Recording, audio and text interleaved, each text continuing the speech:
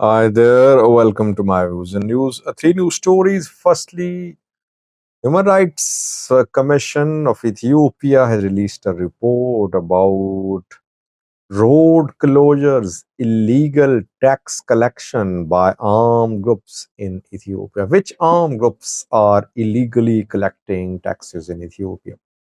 Secondly, did some Sudanese senior military officers, at least one, accompanied by hundreds of his soldiers, enter Ethiopia to seek asylum? And lastly, Somalia has been elected as the non-permanent member of UN Security Council. It happened yesterday. General Assembly members voted, and Somalia was elected. How many members were elected as the non-permanent members of UN Security Council? Let's start from Ethiopia, viewers. It seems that in both regions, Amhara and Oromia, armed groups have put in place their governments. Though we cannot say the regions are fully under these groups' control, but since they are collecting taxes and they're able to disrupt traffic movement, they are able to implement strike calls. It means they are virtual governments in some zones of the two regional states.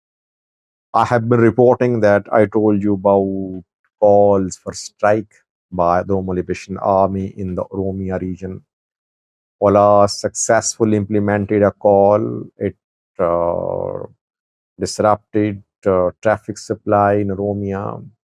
Then Fano fighters in Gojam implemented a 10-day vehicle movement ban, and now they're implementing the vehicle movement ban in Gondar, South Gondar. I told you yesterday, there was complete blockage of traffic. No one allowed, especially intercity traffic, completely banned in South Gondar.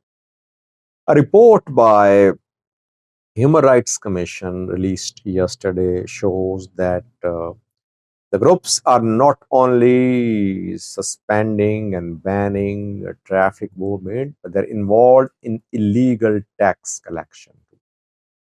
The commission, the human rights body, says that the armed groups in both Oromia and Amhara regions have established checkpoints. Their vehicles are stopped, checked, and tax is demanded. The vehicles have to pay taxes. 2 days ago, we heard from some drivers from some transport associations. They talked about the problems being faced by drivers and vehicle owners regarding their movement in Oromia, that whenever they pass through certain areas, they have to pay taxes to armed groups because armed groups are in control of main roads.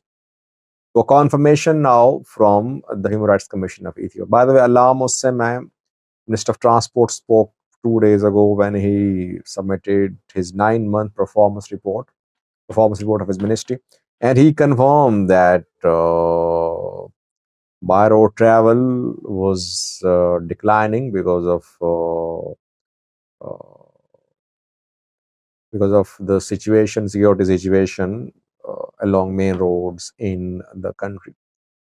So where is the government when armed groups are collecting taxes? They're in charge of some roads in the two regions. Where is the government? It means there is no government. That is why in these zones where they are in charge, they have established checkpoints. By the way, Al Shabaab does that. Al Shabaab in Somalia has, uh, you know, that it is a state within state. It has established a government. It has established checkpoints.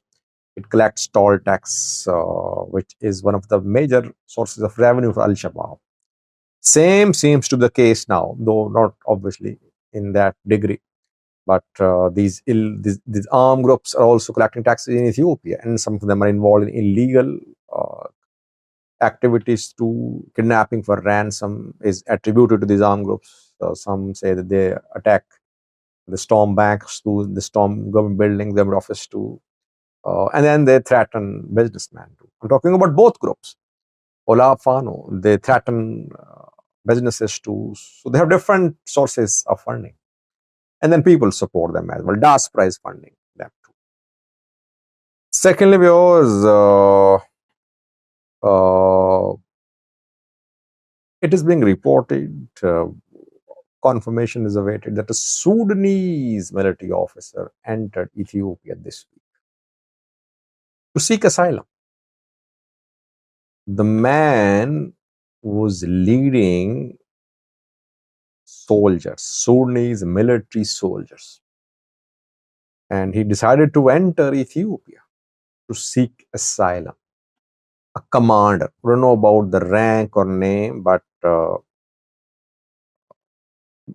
government officials on conditions of anonymity are confirming that that the military officer did enter Ethiopia.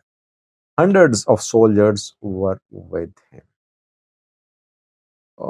People say he's seeking asylum, and he is part of Burhan's military, but he does not want to remain part of the military. If he says no, obviously he'll be detained by security forces. If he joins RSF, then obviously again it's going to be uh, dangerous for him. So he's decided to enter Ethiopia reportedly. Confirmation awaited, I'm saying. Again, I'm saying. So I'll update in coming videos about that. Lastly, viewers, Somalia has been elected as a non-permanent member of the UN Security Council. Union Assembly voted yesterday. All UN member states voted. The non-permanent members are chosen for 2 years. Somalia, Pakistan, Denmark, Panama, Greece. 5, I think, countries have been chosen for 2-year tenure. Now, Somalia can use this position in putting more pressure on Ethiopia, because in coming days, coming weeks, we could see some developments about the implementation of Ethiopia-Somaliland MOU.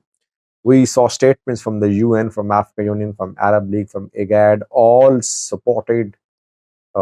They voiced their support for Somalia's sovereignty and territorial integrity. Now, when Somalia is non-permanent member of UN Security Council, obviously it can exercise its influence to put more pressure upon Ethiopia. But the membership will take effect from the 1st of January 2025. It means that 7 months remain. During the next 7 months, we could see a lot happen. Maybe the MOU attempt will be made by Ethiopia and Somaliland to turn the MOU into agreement within the next few months. But Somalia will take charge on the 1st of January 2025. Thank you for watching.